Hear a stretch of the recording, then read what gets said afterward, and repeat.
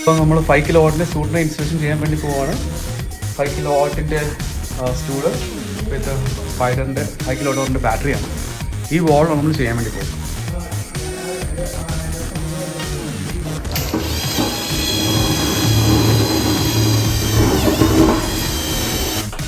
അത് മൊത്തം 10 പാനലാണ് ഉള്ളത്. 550 വാട്ട് പീക്കിൻ്റെ. ഇപ്പോൾ 2 പാനൽ സീരീസ് ചെയ്തിട്ട് 5 പാനൽ കൂടെ പാരൽ ചെയ്തിട്ടാണ് നമ്മളിത് യൂസ് ചെയ്യുന്നത്. സീരീസിന് വേണ്ടിയുള്ള കേബിൾസാണ് ഈ കിടക്കുന്നത് അല്ല.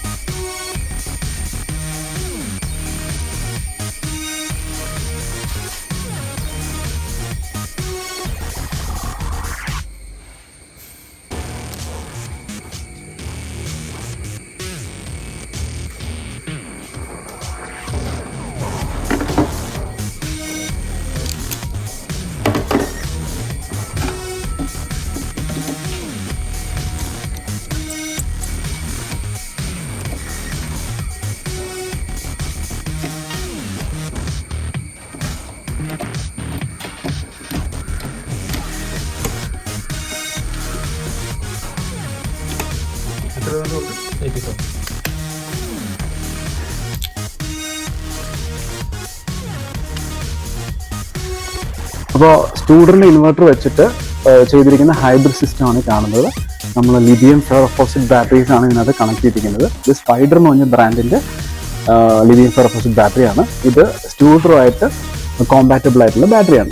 നമുക്കിതിനകത്ത് സ്റ്റൂഡറിൻ്റെ XTM 4000 VA ഒരു ഇൻവെർട്ടറും VT80 ചാർജ് കൺട്രോളർ ഒരെണ്ണവും വരുന്നുണ്ട്.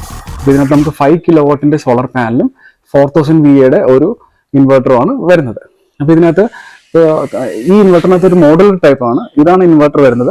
അതുപോലെ തന്നെ ഇൻവെർട്ടറിന് ചാർജ് കൺട്രോളർ നമ്മൾ അത് വെളിയിലാണ് വരുന്നത്. അതുപോലെ തന്നെ കമ്മ്യൂണിക്കേഷൻ ഡിവൈസും SCADA ഡിവൈസും ഇതാണ്. പിന്നെ ഇതൊക്കെയാണ് നമ്മളിൻ്റെ ബാറ്ററിയും ചാർജ് കൺട്രോളറും കണക്ട് ചെയ്യാൻ വേണ്ടി യൂസ് ചെയ്യുന്ന ഫ്യൂസ് ബോക്സ്. ഇതിനകത്ത് 200 ആംസിൻ്റെ ഫ്യൂസ് വെച്ചിട്ടാണ് നമ്മൾ ഇൻവെർട്ടറും ബാറ്ററിയായിട്ട് കണക്ട് ചെയ്യുന്നത്.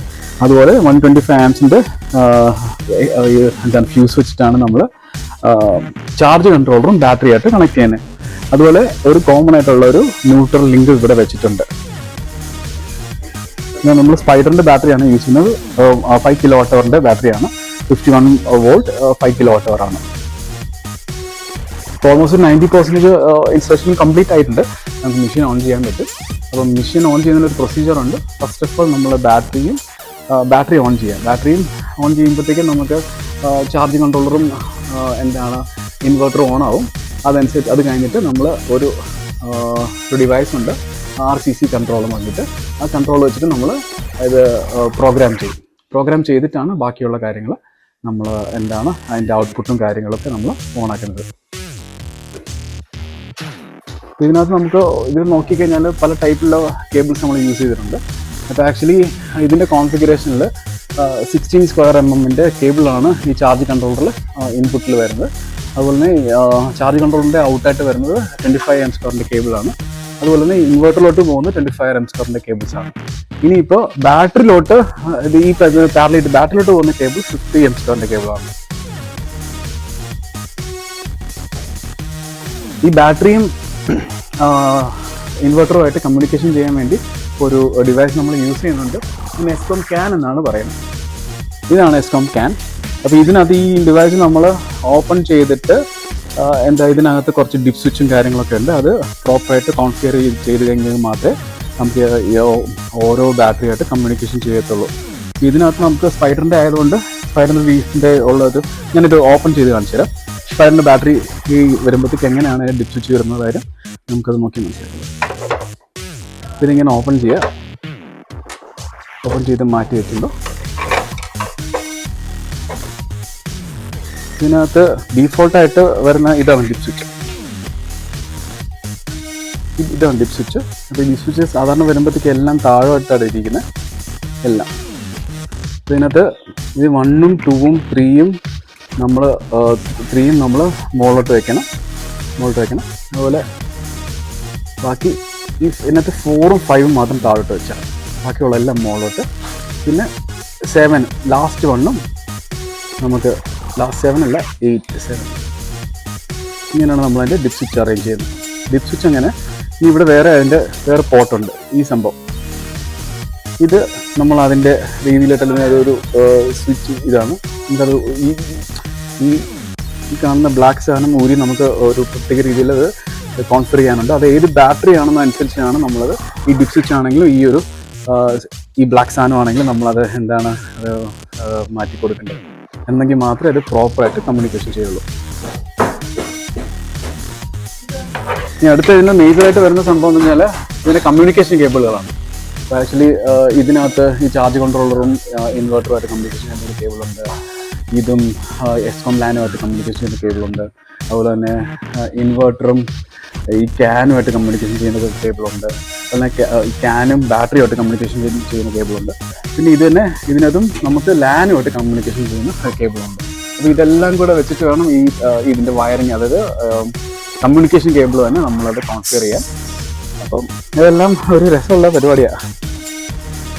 കുറച്ച് ചലഞ്ചിങ് ആയിരുന്ന ടാസ്ക് കൂടെയാണ്. പിന്നെ ഇതിനകത്ത് ഓരോത്തിനകത്ത് ഇപ്പം തന്നെ കണ്ടില്ലേ, ഈ ഒരു കേബിളിനകത്ത് വയറിങ് നോക്കുവാണെങ്കിൽ നമുക്ക് DC-യും AC-യും കൂടെ ക്രോസ് ചെയ്യാൻ പാടില്ല. അപ്പോൾ അതുകൊണ്ടാണ് നമ്മൾ ഇങ്ങനെ ഇത് വെച്ചിരിക്കുന്നത്. അപ്പം ഇതിപ്പോൾ ഒരൊറ്റ ഇൻവെർട്ടർ മാത്രം ആയതുകൊണ്ടാണ് ഒരു 3 ഇൻവെർട്ടർ വയ്ക്കുകയാണെങ്കിൽ അത് 12 കിലോവാട്ട് ആവും. 12 കിലോവാട്ട് ആവുകയാണെങ്കിൽ അപ്പം എപ്പോഴാണെങ്കിലും നമ്മൾ ഈ കുറേ കാര്യങ്ങൾ നോക്കാനുണ്ട്. അത് സ്റ്റുഡൻറ്റ് സ്പെസിഫിക്കേഷൻ അനുസരിച്ചിട്ട് നമ്മൾ പല കാര്യങ്ങളും ഇത് ക്രോസ് ചെയ്യാതെ തന്നെ വേണം അതിൻ്റെ വയറിങ് ചെയ്യാൻ. ഇതുണ്ടല്ലേ, നമുക്കിപ്പം ഇൻപുട്ടും ഔട്ട്പുട്ടും സെപ്പറേറ്റ് ആയിട്ട് നമ്മൾ ഒരു ACDB വെച്ചിട്ടുണ്ട്. രണ്ടിലും നമ്മൾ SPD വെച്ചിട്ടുണ്ട്. ഇൻപുട്ടിലും ഔട്ട്പുട്ടിലും വെച്ചിട്ടുണ്ട്. ഇതിന് ആക്ച്വലി സാധാരണ മിക്കവാറും എല്ലാ ഇൻവെർട്ടറുകൾക്കും നമുക്ക് ബോഡി എർത്തിങ് സാധാരണ കൊടുക്കാറുണ്ട്. പക്ഷേ ഇതിനകത്ത് നമുക്ക്, അതായത് ഇൻപുട്ടിലും ഔട്ട്പുട്ടിലും പോകുന്ന എർത്ത് തന്നെ മതി, സെപ്പറേറ്റ് ബോഡി എർത്തിങ് വേണ്ട. ഇത് പുതിയൊരു കോൺഫിഗറേഷൻ അനുസരിച്ചിട്ട് ഇപ്പോഴും സ്റ്റൂഡർ പറയുന്നത് അങ്ങനെയാണ്.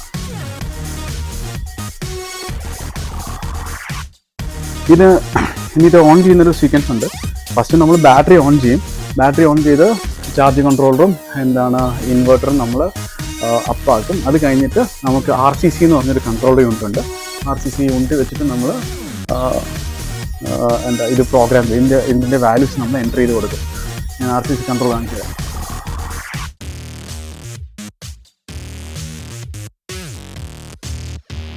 ഇതാണ് സ്റ്റുഡൻറ്റിൻ്റെ RCC കൺട്രോൾ. നമ്മൾ ഈ കൺട്രോൾ വെച്ചിട്ടാണ് ഇത് നമ്മൾ പ്രോഗ്രാം ചെയ്ത് ഇൻവെർട്ടറിൻ്റെ കോൺഫിഗർ ചെയ്യുന്നത്. അപ്പോൾ ഫസ്റ്റ് ഓഫ് ഓൾ നമ്മൾ ബാറ്ററിയും ഇൻവെർട്ടറുമായിട്ടുള്ള ബാറ്ററി ഓൺ ചെയ്ത് DC പവർ കൊടുക്കും. അപ്പോൾ ആ സമയം തന്നെ ചാർജ് കൺട്രോളർ ഓട്ടോമാറ്റിക് ആയിട്ട് സെറ്റിങ്സ് എടുത്തോളും. 48 വോൾട്ടിൽ അത് എടുത്തോളും. അത് കഴിഞ്ഞിട്ട് നമ്മൾ ഈ RCC കൺട്രോൾ വെച്ചിട്ട് ഇതിൻ്റെ വാല്യൂസ് എൻ്റർ ചെയ്ത് കൊടുക്കുകയാണ്. അങ്ങനെയാണ് ഈ ഒരു മെഷീൻ നമ്മൾ കോൺഫിഗർ ചെയ്യുന്നത്. നമ്മൾ ഇൻവെർട്ടർ ഓൺ ചെയ്യാനുള്ള പരിപാടിയാണ്. അപ്പോൾ കമ്മ്യൂണിക്കേഷൻ കേബിൾസ് എല്ലാം നമ്മളിപ്പോൾ തൽക്കാലം കൊടുത്തിട്ടുണ്ട്. ഇനിയിപ്പം ഇൻവെർട്ടർ ഓൺ ചെയ്യാൻ വേണ്ടി പോകണം. ആദ്യം ബാറ്ററി ഓൺ ആക്കുവാണ്. ബാറ്ററി ഓണാക്കി കമ്മ്യൂണിക്കേഷൻ കേബിൾസും കാര്യങ്ങളൊക്കെ ഗ്രീനൊക്കെ ആയിട്ട് വരുന്നുണ്ട്.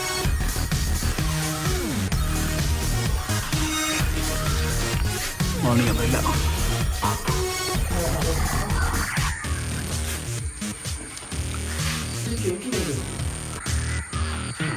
അതൊക്കെ അടുത്ത്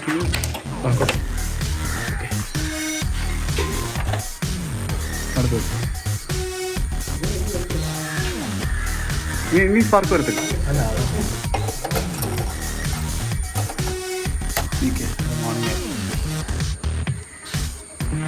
അപ്പോൾ നമ്മുടെ ഇൻവെർട്ടർ ആദ്യമായിട്ട് ഓൺ ആയിട്ടുണ്ട്. ഓണാക്കാൻ വേണ്ടി പോകണം. ഓഫ്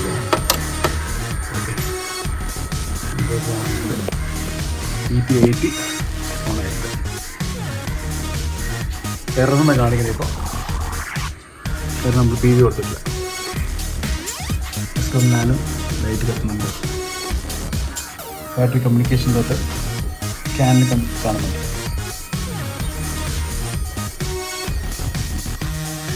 വാണിംഗ് ഒന്നുമില്ല.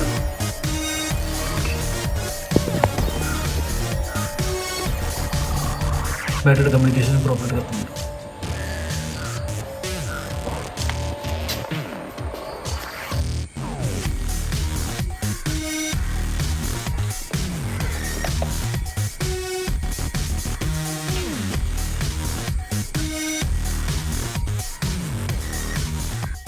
സാധാരണയായി 5 കിലോ വാട്ട് ഹൈബ്രിഡ് സിസ്റ്റത്തിൻ്റെ കൂടെ 5 കിലോ വാട്ടിൻ്റെ ബാറ്ററി തന്നെയാണ് നമ്മൾ കൊടുക്കാറുള്ളത്. പക്ഷേ നിലവിലുള്ള സാഹചര്യത്തിൽ TOD ടൈപ്പ് ബില്ലിംഗ് ആക്കിയതുകൊണ്ട് പീക്ക് അവറിലുള്ള കൺസെപ്ഷൻ ബാറ്ററിയിൽ നിന്ന് തന്നെ വേണമെന്ന് പറഞ്ഞതുകൊണ്ട് 5 കിലോ വാട്ടിൻ്റെ ബാറ്ററി മാറ്റി 15 കിലോ വാട്ടിൻ്റെ ബാറ്ററി ആഡ് ചെയ്യുകയാണ്. ബാറ്ററി ആഡ് ചെയ്തിട്ട് നമ്മൾ കംപ്ലീറ്റ്ലി 2-3 ടെസ്റ്റിംഗ് പ്രൊസീജിയേഴ്സ് ഉണ്ട്. ഫുൾ ഡിസ്ചാർജ് ചെയ്ത് പിന്നെ ചാർജ് ചെയ്ത് ഡിസ്ചാർജ് ചെയ്യും.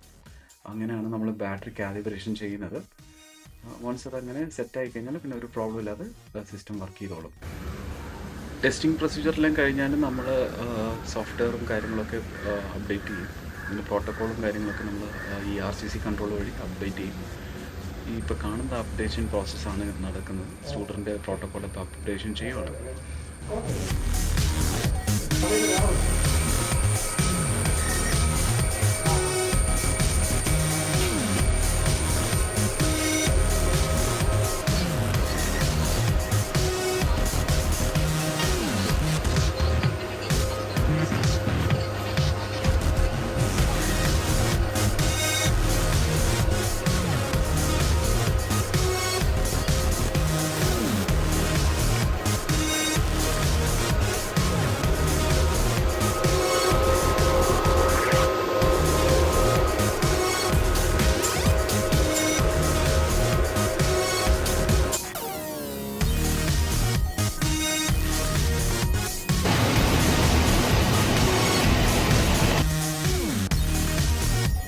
പുതിയ 15 കിലോ വാട്ട് ബാറ്ററി നമ്മൾ സ്കൂട്ടറുമായിട്ട് കണക്ട് ചെയ്തിട്ടുണ്ട്. ഇപ്പോൾ ബാറ്ററി ഡ്രെയിൻ ചെയ്ത് 6% ആക്കിയിട്ടുണ്ട്. നമ്മളിപ്പോൾ ചാർജ് കൺട്രോളർ ഓൺ ചെയ്യാൻ വേണ്ടി പോവാണ്. നമ്മൾ ഈ ഒരു സെറ്റപ്പിൽ 2 AC-യും ഒരു ഇൻഡക്ഷൻ കുക്കറും വർക്ക് ചെയ്യിച്ച് നോക്കി കംപ്ലീറ്റ്ലി ഫ്രം ബാറ്ററി. അപ്പോൾ അങ്ങനെ 6% വരെ ഡിസ്ചാർജ് ആയിട്ട് നിൽക്കുന്ന സിറ്റുവേഷനാണ്. ഇപ്പോൾ ഞാൻ ചാർജ് കൺട്രോളർ ഓൺ ചെയ്യാൻ വേണ്ടി പോവാണ്.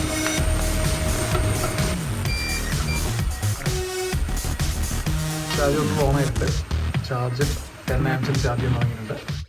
സ്റ്റൂഡർ എന്ന് പറഞ്ഞാൽ ഒരു സ്വിസ് മെയ്ഡ് ബ്രാൻഡാണ്. ഇത് 37 വർഷമായി. ഈ പർട്ടിക്കുലർ ഇൻവെർട്ടർ XTM 4000 VA 2007 തൊട്ട് മാർക്കറ്റിലുണ്ട്. ഇന്ത്യയിൽ അത് 2018 യൂസ് ചെയ്യുന്നു. പല സ്ഥലങ്ങളിലും ഈ ഇൻവെർട്ടർ സക്സസ്ഫുള്ളി ഇപ്പോഴും റൺ ചെയ്യുന്നു. ഇത് റിലയബിൾ ആയിട്ടുള്ള ഒരു ഇൻവെർട്ടറാണ്. ഇത് സാധാരണ മിലിറ്ററി ആപ്ലിക്കേഷനാണ് ഇപ്പോൾ കൂടുതലായിട്ട് യൂസ് ചെയ്യുന്നത്.